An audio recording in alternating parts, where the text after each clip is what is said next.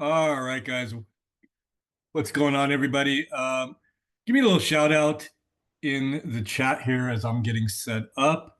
Just let me know who you are, where you're from, and I'd like to know if you've ever traded options before. Already recognize some of the names in here. It looks like we've got some new names as well. Just give me 1 second to get set up here. I had to make my coffee here. When you're on the West Coast, you have to get up at 5 o'clock in the morning. Around this time is usually my nap time, actually. So need the coffee. Let's see.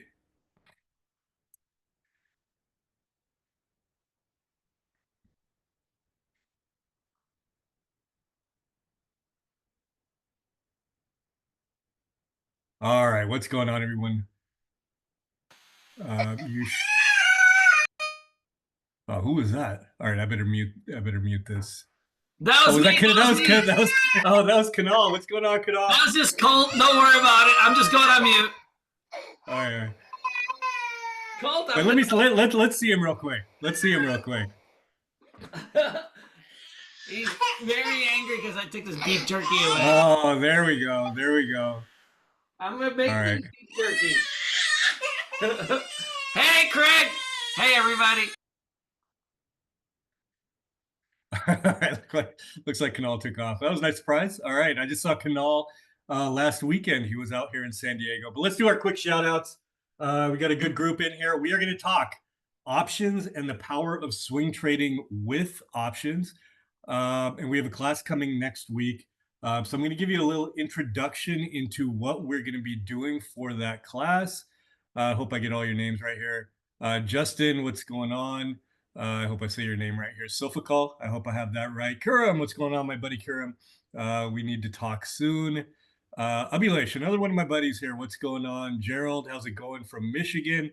Never traded options. Don't worry. After this, you'll know exactly how to trade them. Shiba, how's it going from Florida? Justin's from Utah. Craig, what's going on? Yeah, Craig's a lifetime Bulls on Wall Street member. Richard, what's going on from Chicago? Of course, I know Richard well in these things here. And so same with Tim. Tim's traded options a little bit. Pratesh, what's going on? Hobbs, another one of my buddies here. How's it going? Charles, know Charles well. How's retirement going for you, Charles? And Charles does some options trading. Duvall, how's it going from West Palm Beach? In the middle of learning options. We've got Mike from Orlando, Brian from, this thing's moving faster, but there we go. Brian has never traded options. We've got Praveen from Portland, Oregon. And someone let me know if you're seeing me, hearing me, and seeing my screen okay. Keith, what's going on? From Florida as well. Dan from Denver. We have Cindy from Tennessee. Hobbs, of course, from New York. Kyle from Alabama. Dennis, what's going on? My buddy lives about 10 minutes away from me out here in San Diego. Robert, what's going on? From Virginia. And Dennis, we got to get together soon. All right, Jeffrey from Ghana. All right, our first international here. Usually we have quite a few of them. I don't see any Canadians here so far. We have a lot of Canadians. Jeff from Indian Wells, not too far from me. We have Ashraf, what's going on? We need to catch up. We have Alfred here from I was just talking about Canada. We've got Alfred from British Columbia. I don't know if I can call out anyone. It's gonna take too long. Sorry, guys. There's so many of you guys in here. I don't think I can call out everyone, but good turnout. We got a lot to talk about. We got to do it quick because I know some of you guys are in the boot camp, and that starts in about 55 minutes. So I'm going to get through this as quick as I can. Hopefully, I can get through everything. If I don't, we're doing a stocks and coffee as we usually do on Saturday. So I'll try to finish up there, and then we'll do another one of these probably Tuesday before the class starts on Thursday. So, power of swing trading options. We have an options class coming up as we discussed. I'm actually going to put the link in the chat here so you guys have that. And yeah, this will be recorded, Robert. So Today, we're going to get a little introduction into options. And before we do that, for those of you who don't know me, I recognize so many names here. I guess I think a lot of you guys recognize me well, but I am the swing trading. I run the swing trading group at Bulls on Wall Street. Mentored Kunal. I know many of you know Kunal, and I mentored him many years ago. This is going way back, 2005, 2006, 2007. In about 2014, he asked me to run the swing trading service, and I've been doing that ever since. And as I've grown as a trader, and over the last few years, I've been trading options along with my swings and kind of melding my option strategies with my swing strategies. I've been working more of that into the swing service. And we've done options classes in the past, but what's different in with this one is we're really melding the option strategies with our swing strategies. So I think you guys are going to find this really helpful. I know there's some members who are swing in our swing service who use the swing strategies we talk about and basically use options exclusively now to trade rather than just buying 20, 50, 100 shares, whatever it is. So I think you guys are going to like this. And even if you don't take the class, you're going to like what you learn here. And again, we'll do another one probably on Tuesday and the Stocks and Coffee on Saturday. Okay, and as we're going, if you guys have any questions, just post them in the chat here. Pratesh is saying he can't see me. Oh, there we go. I had my thing blocked. Hopefully, you guys can see me now, or it might be on Canal. I'm not sure. Yeah, you guys can't see me, but you guys can hear me, okay, right? Okay, okay. Well, you can't see my face, but you guys can see me. Oh, here, I'll video block. That's why. All right, now you guys should be able to see me. All right, all right.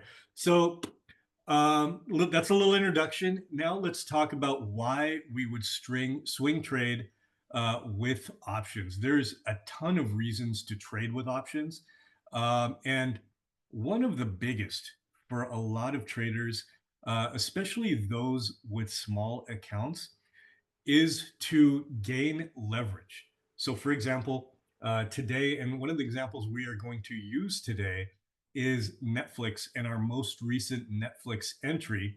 And if we look at Netflix here, you can see it's trading at $1,154 right now.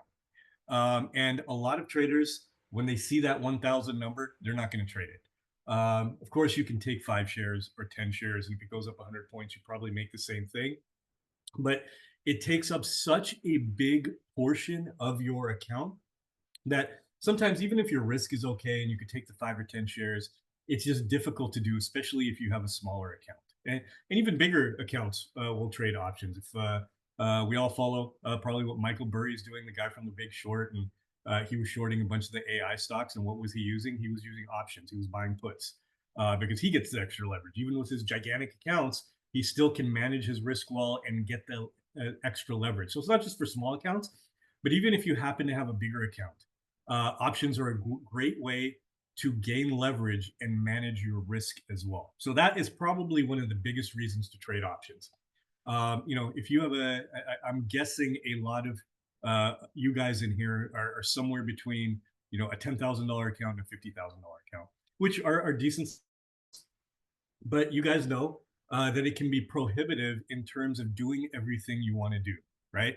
You might see 10 positions that you'd like to be in, but you just can't do that. With options, you can have the potential for a lot of profit and still be able to take a bunch of positions like that. So I think that's one of the biggest things is leverage.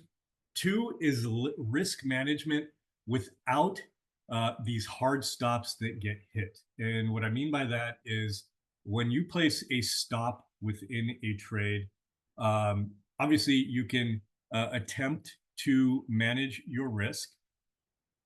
But there are factors that can say mess up your plan, right? One is yourself, your discipline. Maybe you have an idea that I entered this thing at 1150. I'm going to place my stop at 1100. You have this great plan, but we all know this. A lot of people don't have discipline. I've done this many times before. You keep stretching, stretching, stretching, and before you know it, you've lost more than you wanted to. Number two, sometimes there's a big gap down, and that can hurt you as well. But with options, you can create strategies. Oh, and the final thing with stops, and this is probably one of the most frustrating things with stops, is when you get what I call stop gun. That is, we've probably all of us who use stops have probably had this happen to us a million times, where you place your stop at a spot and it seems like the stock goes exactly to the level, stops you out, and then runs exactly like you thought it was going to do. Right, and that's one of the most frustrating aspects of using stops. So these three problems with stops can all be taken care of in different ways with options. One, you can set your max risk using different strategies that we'll obviously talk about in the class that will allow you to even go below the stop level, but you know you can't lose more than a certain amount. So it allows you to kind of stay in, even though if you were looking at the chart, your stop would have been hit. Two, it protects you in terms of your trading psychology if your mental game is weak and you don't always stick to your stop. Where if you buy a call, you can't lose more than that call costs you. And if you create, we're going to get into spreads, debit spreads, credit spreads, and so on. You can limit how much you can lose. So the options can really help you with your risk.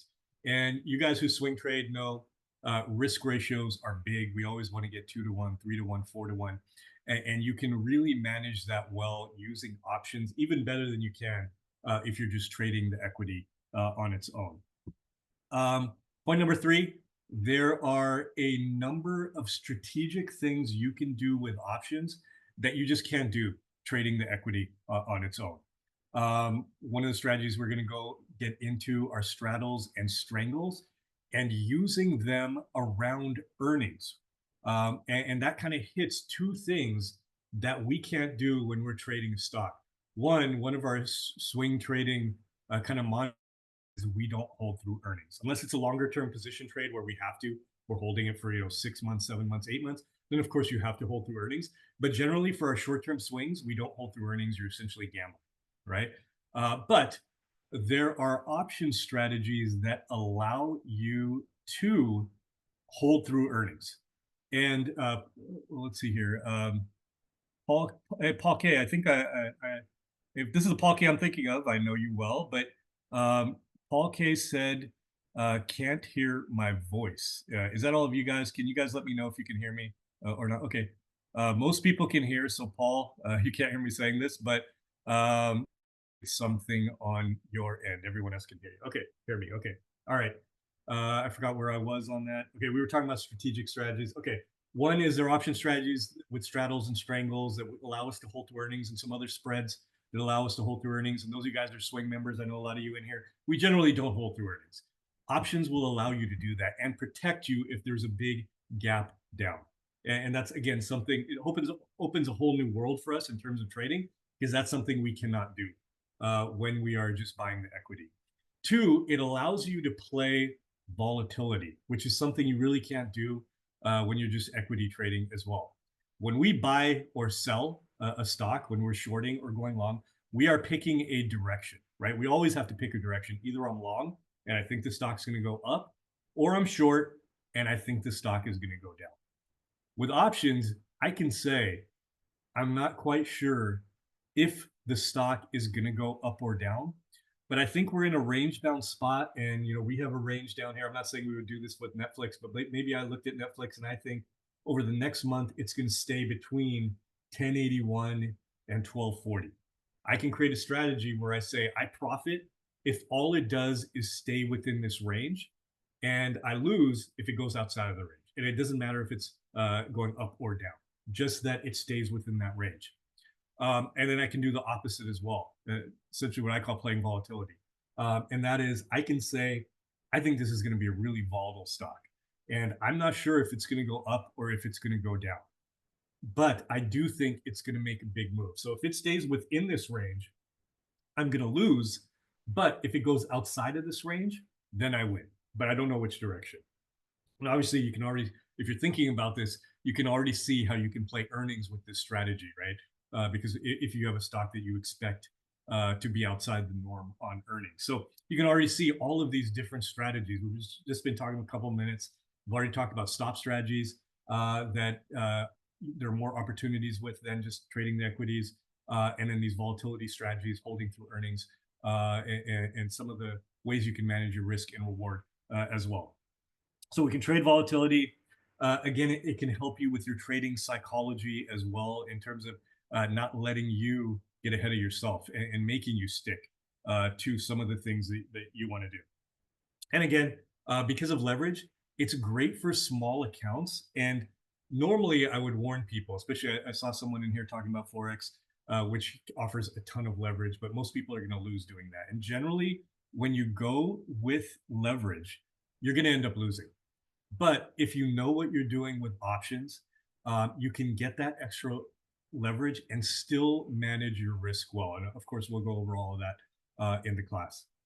So those are some of the reasons. There's a lot of others, but those are some of the reasons for why we would want to swing trade options.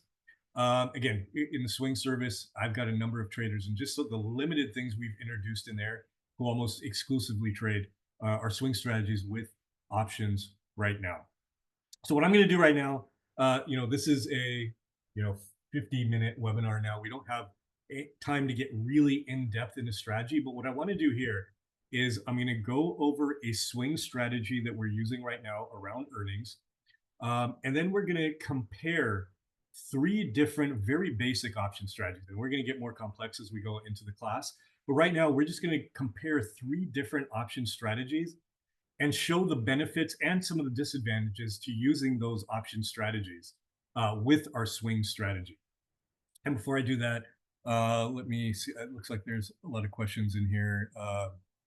Actually, looks like it's a lot of people trying to help out our guy Paul, who couldn't hear. Um,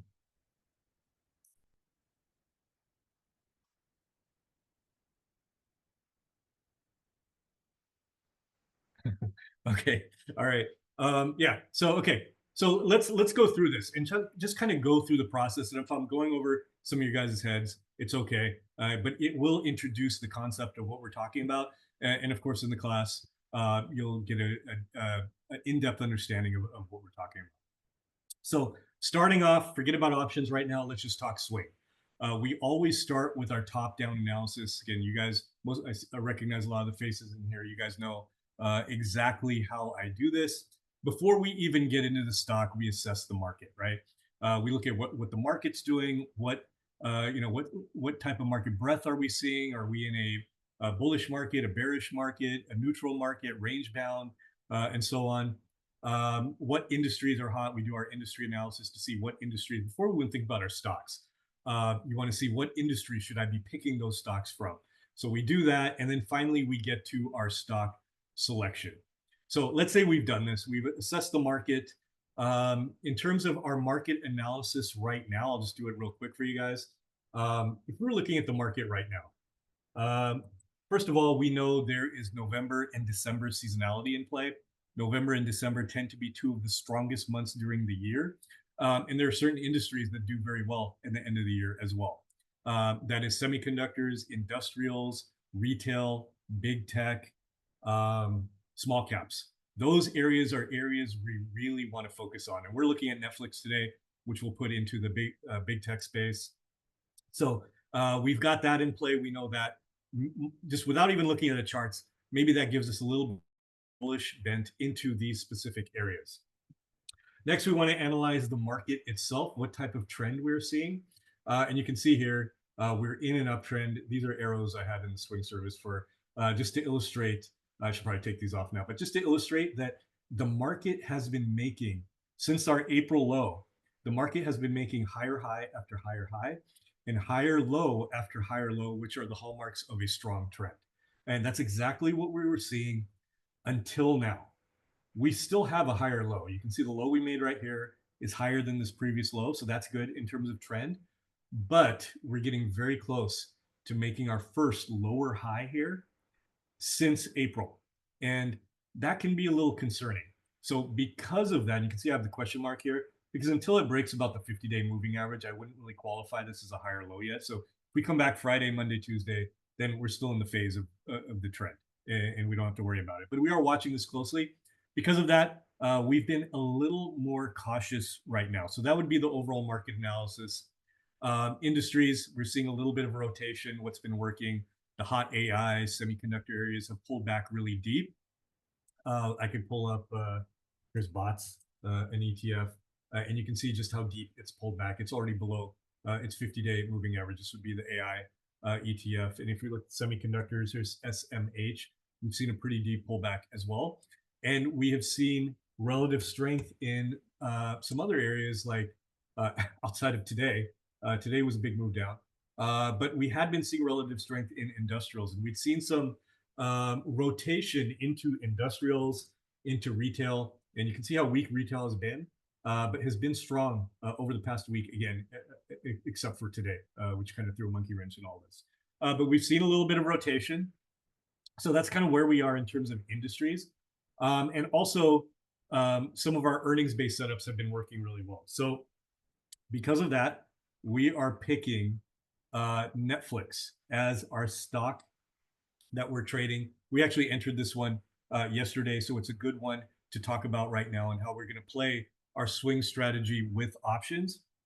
So the setup we are using with Netflix, and again, if you guys have any questions, just post them in the chat here. The setup we're trading right now for Netflix is the earnings gap down reversal. And let me illustrate the basics of that right now. When we have earnings, you tend to see a lot of stocks that gap up and gap down, right? Most people focus on the stocks that are gapping up. The stock had good news, gaps up really big. There's reason to be bullish on the stock. But what we have found is the stocks that gap down on overreactions, that's the key. And overreactions are the ones that will make you the most money, offer the best risk reward for swings because you're getting them in a better value, and tend to do very well. So what we're looking for is one, before we even get to this chart pattern, one, a stock that has been a momentum leader. So if we've got a stock that has been a momentum leader, has been in a strong trend, I'm having trouble writing with this, but the site changed the way they do this here. But strong trend. So I've got a momentum leader, strong trend. You can throw in other factors. It's been a leader in its field, in a strong industry. The industry is doing well too. All of these other things together. If a stock like that, and let's say it's been doing well, it's in a nice trend like this, gaps down on earnings, the first thing I ask myself is why? Why is it gapping down? Is it something to really be worried about? And usually when they gap down, there's three things we're paying attention to. One is earnings, two is revenue, and three is guidance. So earnings, obviously, the profitability, right? How much did they earn compared, what they made versus what they spent, and that gives you the earnings. Earnings doesn't always tell you everything, right? Because maybe they did really well that quarter, but they've decided to put a lot of money into research, and that's just a temporary thing. But the company is still very strong. So if we see that, and it does not beat on earnings, but it concerns the market and it gaps down, that's a stock that I'm very interested in because I know it's still doing really well, still a great company. It just gapped down on overreaction. People tend to panic right away when they see it misses on earnings. Number two, and this to me, this is the most important thing, that's revenues, the actual sales coming in, right? How much is the company bringing in? So if it's beating on revenues, but maybe the earnings are a little concerning, I usually don't worry too much. You can dig into a little more, but then we just start following the charts. We don't have to read the company reports or anything. Just get a general idea of what's going on. Save the earnings, the revenues, and then the guidance. A stock might have great earnings, great revenues, and then the company says something in their guidance that spooks the market a little bit, and then you see a gap down. So we pay attention to all of those things. And my mind's blanking. I'm forgetting why Netflix gapped down this quarter. I think it might have been, I think it was because of one-time tax. Yeah, so think about this with Netflix. Netflix had great revenues. Their earnings got hit this quarter. They didn't meet expectation, and their guidance was very good. The reason it gapped down because everyone was spooked because they missed on earnings. But the reason they missed on earnings, and I think it was Brazil. Brazil hit them with like a $500 million tax. A one-time thing, doesn't affect the company in the future, and we're always looking in the future, right? And that spooked the market. So fantastic stock, leader in its field. Revenues are still great. I think they were up 17% on revenues. Guidance was really good. Just got spooked on earnings, so it gapped down. So this is a great candidate for a potential gap reversal, meaning the stock gaps down, but my expectation is it's going to come back. Now, logically, I've made the argument for that, right? Uh, I just made it to you why I think this was an overreaction. I'll never just enter because of that, unless it's like a long-term position. But for a swing, I'll never enter because of that. So we use that as a guide. Okay, now this is on my watch list. Now I'm going to look for a pattern to emerge that I trade. And there's about 5 different patterns I trade off gap down reversals. We're just going to go over the one right now because it triggered here on Netflix, and that's what got us to enter. And that is whatever it does down here, if it comes back and breaks into the gap, this is our entry. Very simple entry. And the beauty of this is we have a real objective measure, right? This was around 11:45 or 11:50 on Netflix, and all I need to see is that it breaks that level. With a lot of swing patterns, they're patterns. They're subjective. You and I could look at the same thing, and maybe you see a flag and I don't. You see a I see a cup and handle. You don't see that. This is a very objective measure. We just know if it breaks this level, we're in. And that is what we saw with Netflix here. So you see here exactly what I talked about. Here was the earnings. Here was the gap down. What I think was an overreaction, and that's playing out to be true. You can see it kind of curled around like this. There is a setup I use where I'll enter down here, but it never really triggered. So we just kind of waited and watched, and we decided if it broke this 11:45 to 11:50 range back into the gap, we would enter here, stop about 40 to 50 points under the range here, and then target at the gap fill. And the reason the target is at the gap fill on these things, when they run back up to the gap, think about the bag holders here that were panicking here. They'll often try to break even and take profits here. So a lot of times you see consolidation or even a pullback here. Then if it breaks this level, you can get back in. All right, so that's the setup here. Now we entered this as a swing. Now, let's say you wanted to use a standard 100 share block. Look at how much this thing is going to cost you to do. 1154, let's just say 1150 times 100. That's going to be over 100,000, $115,000 position size, right? Pretty big. You have to have at least, if you're thinking, especially where I had to stop at 40 to 50 points, you have to have a $500,000 account just to be able to do this, right? And obviously, you can take less shares. In the swing report, we took 20 shares, which made it obviously a lot less. And then, if you have, let's say you have a $10,000 account and this is your only position, you can take, just in terms of position size, you can take 8 shares, right? So it can be prohibitive to trade something. I'm not saying you can't, but it can be prohibitive. But options can solve that problem. And let's kind of dig into that, how we would trade this with options. Joseph has a good question, and that is, do you want to see the wick break that level or the body? There's no hard and fast rule for that. Generally, it's the body. I do look at the volume on the wick. If there was a lot of volume in here, I might consider this level. But generally, it's this level, and I looked at it here, and this level was fine for this stock. Pritesh, for most of our strategies, expiration date is about 1 to 2 months out. For some strategies, it's much different, especially when we're going into earnings and we have a set earnings date, or we're writing a trend a little longer. So it really depends. But for this type of strategy, usually 1 to 2 months. All right. See, where were we? All right, let's do a comparison now. And let's look at the equity swing, which we already kind of outlined here. But let's say we have 100 shares at yesterday was 1157.50. Here now it went down 3 points, which is nothing for $1,100 stock. But let's say 100 shares at 1157.50.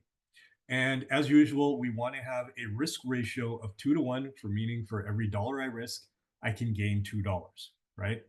So in this case, our stop was 50 points. Our target is about 100 points, which is our gap range. So we have a defined target. I'm not going to hold expecting it to go any higher than this. I will always get out at this level if it goes up to this level. So in this scenario, we used a stop at about 1100, about 50 points. And we have a target up here at about 1250, right around 1250, so about 100 points. And that gives us our 2 to 1. Sal, for this setup, I don't care about the 50-day moving average. For a lot of setups, I do, but not this one. The 90 MA, the 50, I pay very close attention to that. I have found that once they broke into the gap here, the moving average doesn't matter all that much. Good question, Mark. Oftentimes, when I'm watching something 5 days in a row, is a spot where I'll say maybe I'm going to hold off here. But I like this setup so much that I was willing to when it pulled into the gap right away. But yeah, and oftentimes it pulls right up to here, it'll consolidate for a little bit, and I do like that better when that happens. So really good question there. Yeah, Justin, you could wait for a couple of inside days, definitely. But the way I was looking at it, think about it this way: for what I want it to be above this range, and if it does pull back and consolidate, my entry was I think 1155. So at most, I'm looking at 5 points on an $1,150 stock. That's really meaningless. So I didn't care. I know there's good potential for it to consolidate a little bit here, but it didn't matter to me in this scenario. But all great questions. Um, all right. So 2 to 1, 100 point target, 50 points of risk. If you had 100 shares of this, your position size would be 115,000. Again, a very big position size. And we're going to use that 100 share lot because that relates to options. So 100 shares, $115,000. Our risk in this scenario is $5,000. Our reward is $10,000. And that's if you have this kind of position size. Obviously, this might seem a lot to some of you, and you have smaller accounts, but you'd be adjusting your shares according to your own risk. But let's say for this trade here, 5,000 risk, potential reward of 10,000. All right. Generally, on a swing, you want to risk about 1%, meaning if you lose, you'll lose about 1% of your account. If you do that, you never have to worry about any single trade. If you lose 1%, big deal, right? So you would essentially need to do what we just did here. You need a $500,000 account to do that, which obviously is going to be prohibitive to a lot of traders. Even if you have a $50,000 account here and you basically used a big portion of your account, not your entire account here, because I only did 10 shares. 10 shares of this would give you a position size of $11,575. So you could do that, obviously. Now let's compare that to options. And we talked about options can improve your leverage and your profitability in relation to your position size. So let's take a look at 3 different option strategies. This is a quick class here, so we don't have time to really dig into the nitty gritty of these strategies and what goes behind them and the pricing and all that, which we'll obviously do in the class. But what I want to do here is just show you what you can do with options that you couldn't do with your equity swing. So what we're going to do is we're going to do a comparison with a long call, a debit spread, and the debit spread we're going to use is a bull call spread, and a synthetic long. Synthetic long is meant to basically mimic the exact trade you would trade with your equity trade. One thing before we get started, and you're going to notice this as we compare these 4 different things, the equity swing versus these 3 strategies. In options, whenever you gain something, you're always losing something. Whenever you lose something, you're gaining something. So always keep that in mind. I'm gaining this, but I'm losing that. And I have to factor in to, do I want to just do the equity swing? Or between these 3 different things, which advantage do I want and which disadvantage am I okay with? So, and we'll see how that progresses when we go through this. And those advantages and disadvantages usually relate to 1, your leverage, 2, time. Time is one of the biggest differences with options. Time is a factor. So, for example, when I'm trading this stock with Netflix and let's say I enter at 1150, all right? And let's say I've been holding this for 2 months and it's still at 1150. I haven't lost any money outside of maybe some small fees or something, but basically I've lost nothing, right? Outside of opportunity cost, just it sucks holding it for 2 months and not gaining anything, right? But outside of that, I haven't literally lost any money. With your option, when you are a buyer, you are losing every day. That's time decay. You have a set date your contract is going to end, and each day you're holding it, you're losing. And obviously, we'll go into depth and how we calculate what's called theta. One of the Greeks we can use to calculate all this stuff. It might seem complicated, but it's very simple when we get into the class. But that's something to think about. Time is always a factor. If you're a buyer, time hurts you. If you're a seller, it helps you. Your profitability. There's advantages and disadvantages related to that and risk. And we'll see that as we look at these three different examples. So first one is the long call. So here is the chart here of Netflix, which you've already seen here. So we don't need to really go into that. We can see when I did this yesterday, it was trading at 11.57.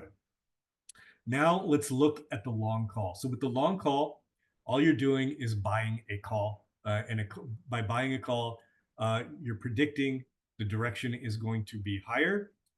You have a strike date, and we usually go 1 to 2 months out. Here, I picked December 26th as our strike date. So our contract ends on the 26th. Because it ends on the 26th, we're losing a certain amount of money every day. That money that we're losing is a big factor in what we see as our break even before we become profitable. And what I mean by that is if we look at Netflix here, it's 11.54 right now. Let's say we enter at 11.54. If it goes up to 11.60, I'm profiting, right? Every dollar above 11.54, I'm profiting, and it doesn't matter how long I've been holding it. I get the same amount of profit. That's not so with the long call because you are losing time every day. So you have to make that time with your price or volatility, which we're not going to get into today, but in the class we'll go over that. But you can see here, if volatility does not change, and we held this thing all the way to December 26th, notice here, if it stayed, can you guys, hopefully you guys can see this chart okay. But you can see here's the 11.57 right here. The dotted line is where we're entering. And we bought essentially 11.60 call. So at the money, right where the price is at this point. We'll talk more about in the money, at the money, and out of the money when we get into the class. I know this sounds like Greek for you guys who know nothing about options, but essentially just we're going with the that is the price of at the money. Now notice here, if we hold all the way to December 26th, we end up losing $4,700. So the stock has not gone up, not come down, but we're losing, and we wouldn't hold it to this long. We would stop out somewhere in here. So don't think you'd lose that unless you just weren't disciplined. But that's another thing. When we think about advantages and disadvantages, you can already see one of the disadvantages of the long call is one, you could lose the entire call. It costs $4,700. So you could lose that if you're not disciplined. If your plan was only lose $1,000, you could lose it if you hold all the way. So we have a break-even point. The break-even point is 1207. If we hold to expiration, the stock price has to be over 1207 for us to start making money. That's if we hold expiration. Notice it's different as we're earlier in the hold time of the stock because time decay hasn't hit us so much. So the faster the stock makes a move, the better it is for you when you have a buy call. And you can see that here. If we hit our target here is 1250, right? If we hit our 1250 target, notice if it were to happen very quickly, let's say by the 20th, that would be next week, we would make $5,660 off only a $4,700 position. So essentially if it hit our target pretty quickly, we make 100% gain. You couldn't do that with an equity position, right? That's what we're talking about, leverage and the profitability you can have doing this. So that's a big advantage. But you also see the disadvantage here. But notice as we hold at that 1250, our profitability keeps decreasing. And by the end here, we make 5,300.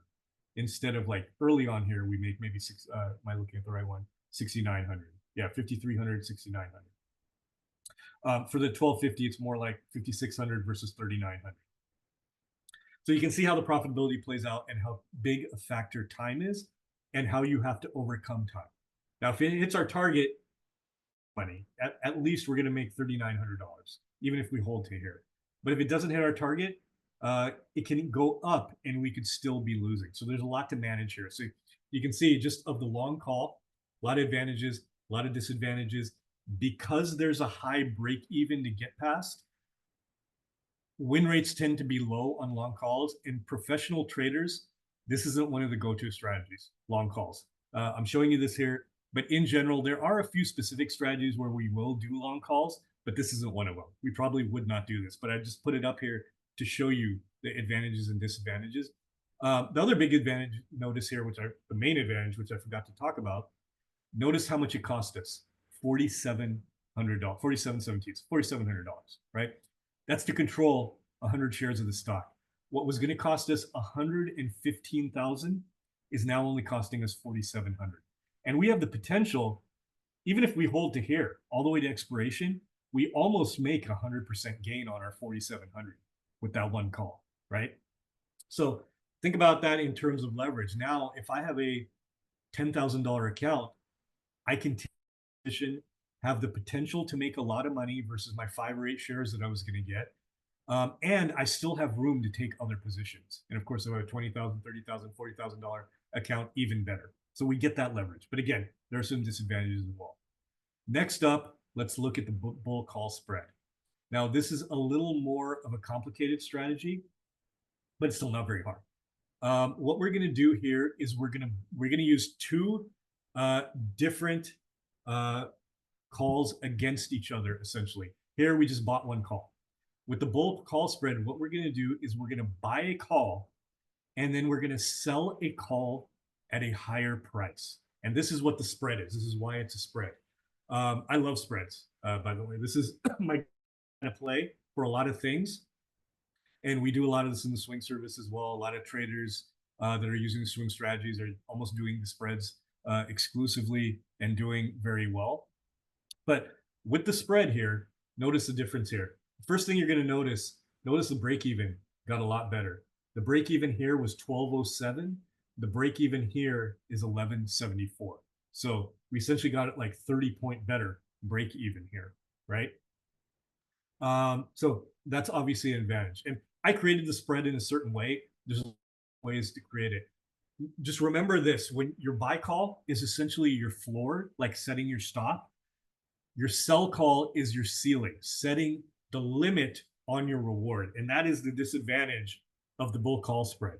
You do limit your potential profit. So if we look at this here, I put it at 1250. Why did I put it at 1250, the sell call? That is because we are targeting right around 1250 here. So bull call spreads work very well when you have defined targets that you're going to take profits at.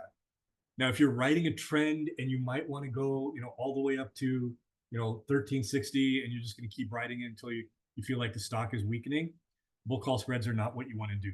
But a lot of the strategies I use, I have a defined resistance level that I know I'm going to take profits at. So it's okay to do the bull call spread. Because the problem with the bull call spread is once you hit your defined target, you can't make any more no matter how much farther the stock goes. So whether this goes to 1250 or it goes to 1350, I still will never make more than $7,500. Notice here, once it hit 1250, I made $7,590, and then when it goes to 1273, I'm still only making $7,590. So your reward is capped, but again, that's okay if you knew you were only going to go to that level on your trade. Which in this setup, that's what I always do. So it's perfect for this setup. And so that's the disadvantage, but for us, it's not really a disadvantage because it doesn't matter to us. The advantage is it caps your loss. Now notice here, we have kind of a high loss here at 4,900. I could have changed that.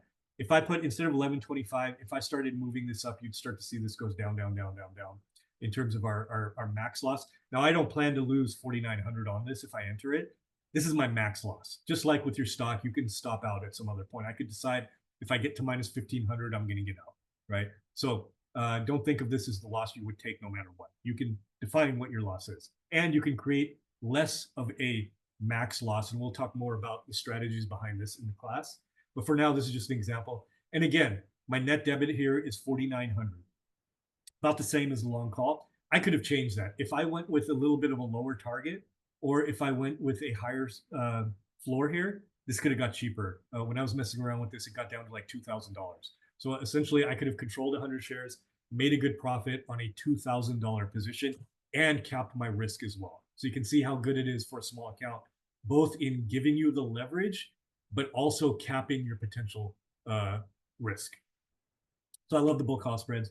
And you can see again the advantages and disadvantages. Notice here, if it hits 1250, even though I capped my risk, I still make more on this than I do if I hit 1250 on the bull call spread.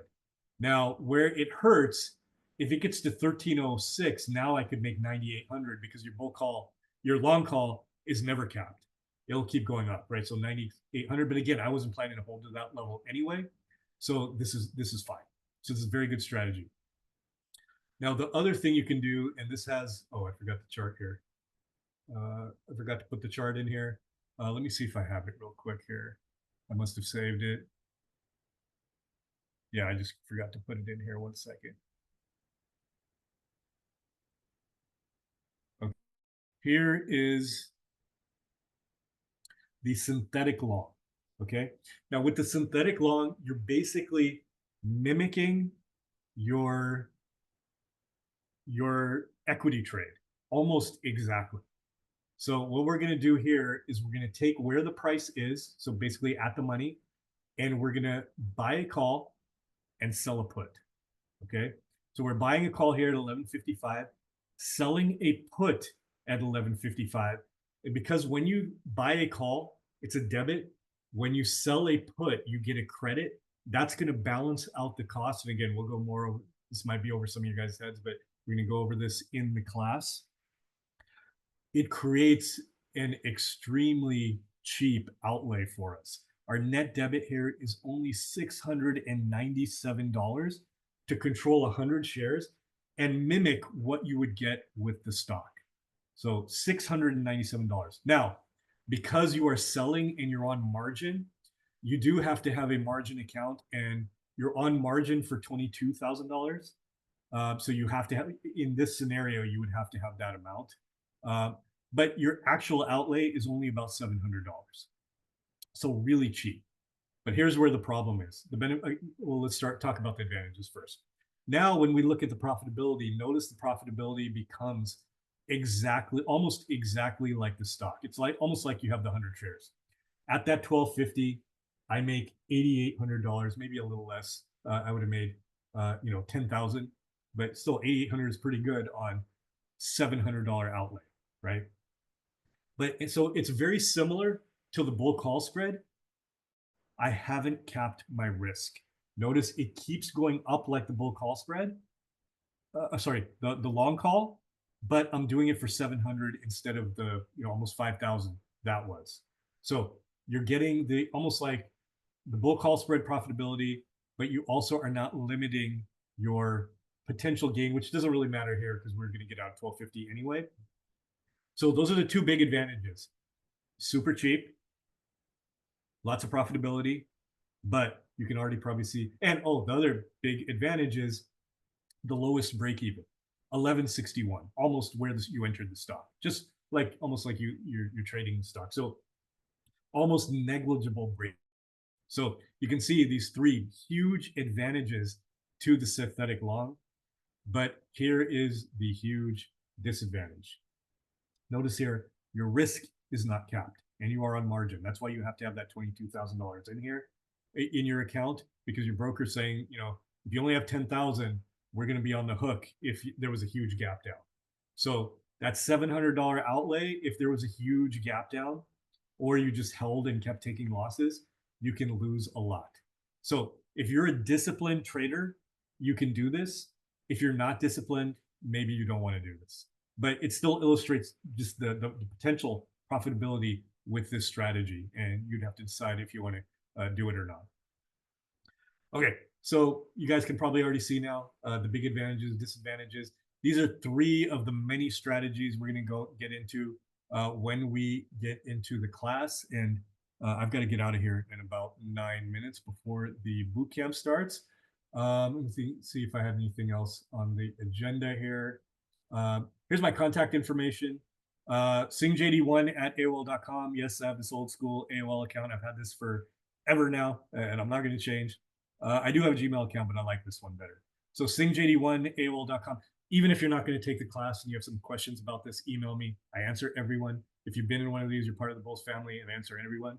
So email me singjd1 at AOL.com. Of course, Bulls on Wall Street, my own site, Paul J. Singh. Just blog posts in there that you can read that you'll find helpful. And of course, Twitter and Instagram, both Paul J. Singh and the real Paul J. Singh, and the Bulls on Wall Street as well. You guys will find a ton of good information on those. I'm going to post the contact information in the chat here, and I'll get to a few of your questions. And I'll also go over all the information in the class is all in here. Someone mentioned that it's only coming up as $797 right now. You guys should be getting $497.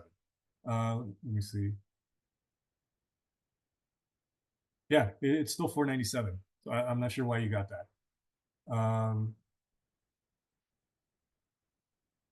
Okay, let me get to you guys' questions. We'll do a Q&A now. And if you guys have any more questions about what's in the class, we'll talk more in the pop-up in the Stocks and Coffee on Saturday. And the Tuesday, we'll do another one of these things on Tuesday as well.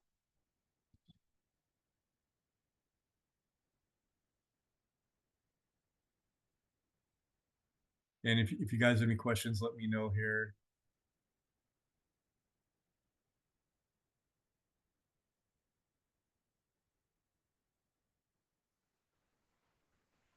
Let me put this on my contact information here if you guys have any questions.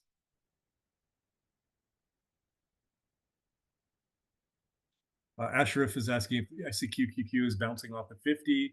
Could that be a good sign? Could be a good sign, but I would wait for confirmation.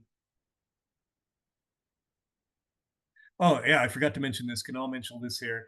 So I've got 3 days and I'm doing a bonus class for it was only supposed to be 3 days. I'm going to do a bonus class because whenever I do these, there's always a bunch of questions. So we're going to do a Q&A on the 4th day and do some more practical kind of real world setups. And Kanal is going to come in on the 5th day and go over options day trading strategy. I day trade almost every day, but I don't day trade with options. So Kanal's a pro at that. He's going to do that on day 5. So that's a nice little bonus for you guys. I wasn't planning on that. So that's pretty cool. Chris, the options bootcamp is not part of the main bootcamp.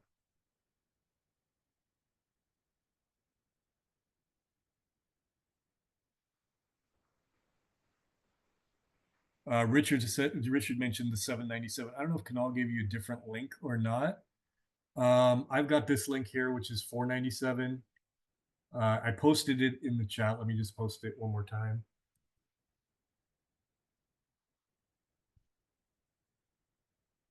And maybe he sent the one. I know by the end of the weekend, it's going to go back to the 797. So I think I've got the discounted link.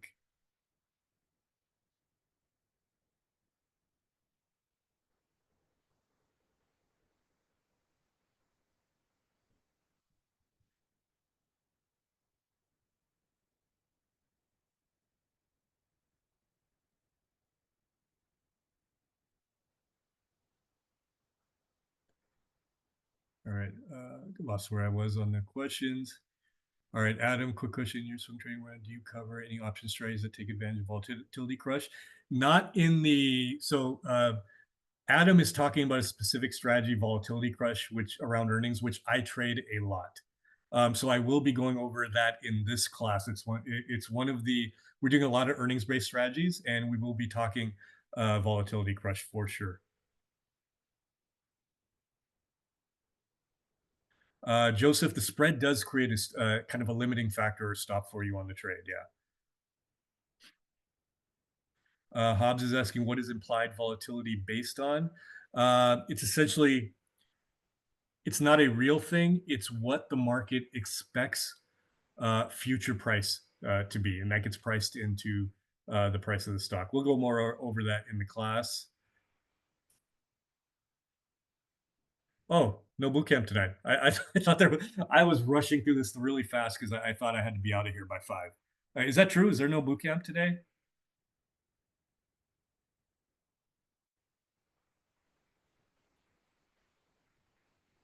So pre, we will. I think this session will be posted, so we'll post it in the Discord. Thanks, Robert. Okay, looks like the discount part got fixed. All right.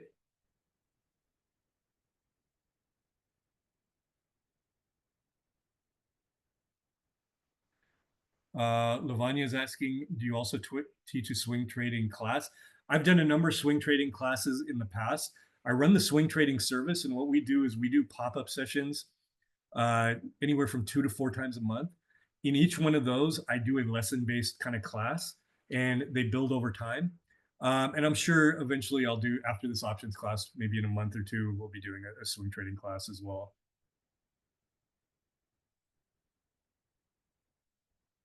Richard, we'll go more about get more into the debit spreads in the class.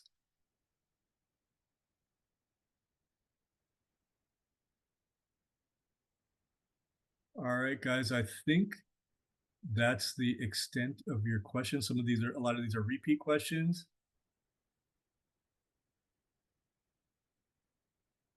Lavanya, the class will be recorded, and anyone who takes the class has access to me. So if you're having issues, like you can't put time in it or you're not understanding, just shoot me a message and I'll jump on with you.